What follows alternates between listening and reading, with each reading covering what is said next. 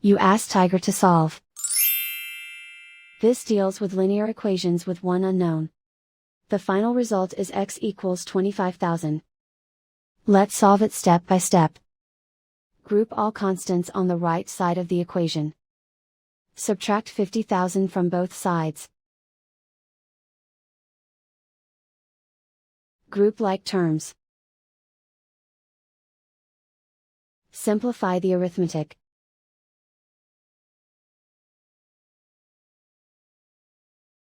Isolate the x.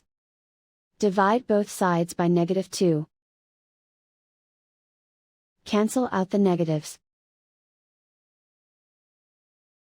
Simplify the fraction.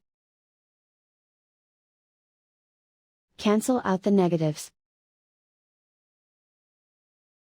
Find the greatest common factor of the numerator and denominator. Factor out and cancel the greatest common factor. And so the final result is x equals 25,000.